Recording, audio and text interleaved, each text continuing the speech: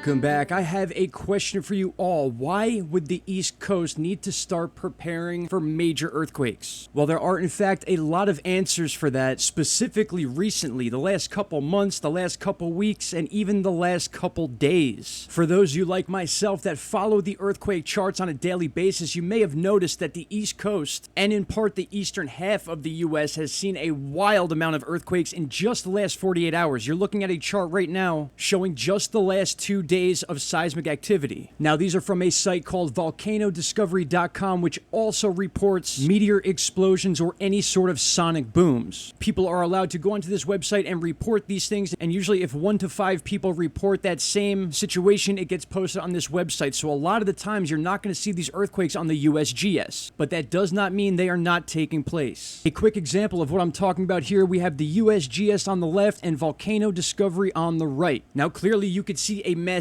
difference between the number of earthquakes reported. In fact, this USGS chart is the last 7 days of reported earthquakes, while the Volcano Discovery chart is only the past 2 days. And once again, you can go on Volcano Discovery and get personal reports of people reporting each of these quakes. Each one is a separate situation determined by the website itself and then put out to the public. Now, there is a pattern I want you to focus on here. Even without the amount of earthquakes we see on Volcano Discovery, take a look at the momentum of the earthquakes we do see on the USGS. If you were to draw an average line from basically anything underneath Lake Michigan, we're kind of going in a direction just like this and then up to the East Coast. Now, I have more examples of this from the past I will show you, but the main idea here is I want you to see the flow of the actual earthquakes reported on Volcano Discovery. We have a very similar pattern going on, and the chances of these earthquakes popping up in this same exact pattern that is almost mimicked on the USGS, it's hard to not believe that these seismic events are not actually taking place. This includes many other earthquakes that are up in Canada that the USGS doesn't report, including underneath the Great Lakes, as you're seeing right here on this chart. I can very much guarantee you these earthquakes are all happening, but for some reason the USGS fails to report them. Now, to tie this all together with the reason that we're focusing on the East Coast and why we're at risk for a major earthquake, that is going to require a little bit of research, which we're going to do right now. You are looking at the Wikipedia page for the North American Craton Plate. This is a giant geographical plate that covers more than 3/4 of Canada and dips down, covering a huge chunk of the United States. And what I want you to focus on is the eastern edge of the North American Craton and where this thing actually goes. Basically, think of this as some sort of fault line or where two different plates are meeting each other. You may have heard other researchers discussing this plate and the fact that along these edges, although more rare than the West Coast, we do see earthquakes following along this line. This includes the New Madrid fault line, which is down in this area here, a major fault line on the eastern half of the United States, which we'll also talk about. But really take a look at the direction of the eastern half of this plate that goes all the way up through New York and into Canada itself. And then all we have to do is take the current earthquake situation going on the eastern half of the United States and also the North American Craton chart, and it doesn't take a rocket scientist to see an uptick in earthquakes along the exact edge of the Craton. And from a lot of studies I've read, a lot of researchers I follow, the beginning signs of a larger earthquake on the eastern half of the US would begin with an uptick of overall earthquakes in general, which we are clearly seeing. We've been monitoring this for months now, and something else we need to point out that happened in the last 2 weeks involves the Hudson River in New York. Now, based on the previous charts, you can almost see the mountain range that runs all the way up the eastern half of the United States, which follows that Craton plate, and then quite literally goes right up next to the Hudson River. Now, why am I talking about the Hudson River? That is because beginning around July 13th, I'm going to leave a link for this video so I can avoid copyright, but if I play it for a few seconds, you can see the shore of the Hudson River, specifically near Havestraw, New York, has quite literally been bubbling as if it were releasing some sort of gas, methane gas, some researchers are saying. I cannot confirm nor deny that, but this is a very interesting situation. In fact, this CBS New York YouTube channel has a very good piece on it, interviewing some scientists who are actually completely baffled about what's going on here. They want to test the water and see if this is in fact a gas release or possibly oxygen. It quite literally looks like water that is releasing gas, and in many ways that is directly related to seismic activity or even volcanic activity.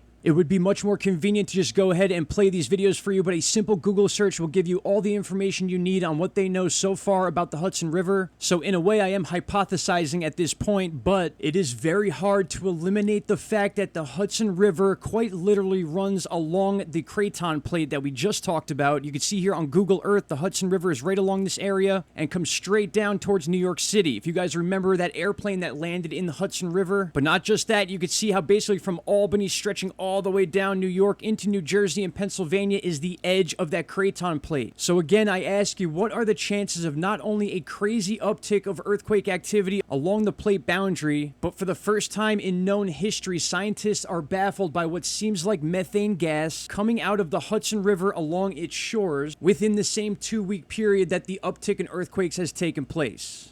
And then to add a little more information involving the New Madrid fault line, which is technically the eastern half of the United States as a whole. Since 2014, the USGS has reported increases in earthquake risk along the New Madrid fault line. So this is basically everything from the Great Lakes all the way south, basically to the Gulf, and then all the way to the East Coast. And again, you can kind of see some of the fault lines that ride up the plate boundary right here, and then right into that part of New York that we just talked about. And just for a cherry on top, they say large earthquakes, extremely large earthquakes, happen every 100 or so years. Well, take a look at this article from August 29th of 2021, making this 136 years ago now, the largest East Coast quake struck in Charleston, South Carolina. We have talked about this earthquake here on the channel before. This was a magnitude 7 earthquake shaking Charleston on August 31st, 1886, killing more than 100 people and causing $100 million in damage. Now, just to give you a comparison of what an earthquake of that size would do today, the USGS survey says that if another earthquake of that same size struck the same place today, after the growth in Charleston, studies have determined there could be more than 900 deaths and $20 billion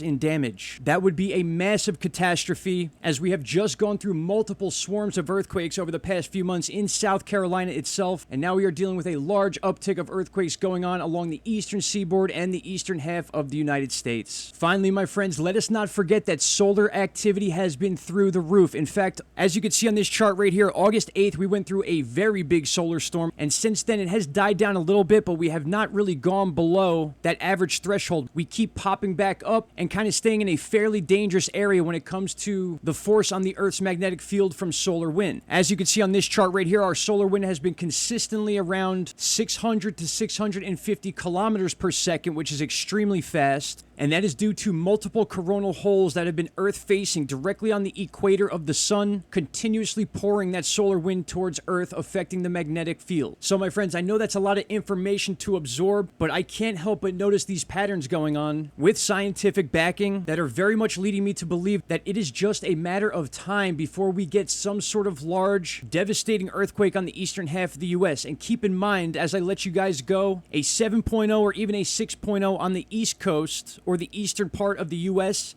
is a lot more dangerous than a 6 or 7 on the West Coast, simply based on the geography of both areas. The West Coast is a lot of different chunks of pieces, which would almost move like sand and basically absorb a large earthquake, although still dangerous. But on the East Coast, we have a lot more solid ground, which would make the shaking a lot worse. And we've done many videos on the fact that the East Coast, when it comes to structures, is not quite ready for any sort of big earthquake. My friends, let me know your thoughts below. What do you think about this situation? If you have any other information to add to this, please let me know. I'll be continuing to look into this situation as time goes on, and I hope to see you all here for those videos. Shout out to Canada, and I will see you all in the next video. Take care. Bye-bye. Stop right there, my friends. If you have not already, click that subscribe button, and don't forget to hit the bell icon. Click all, and you will get all notifications from this channel, and trust me, you won't be disappointed.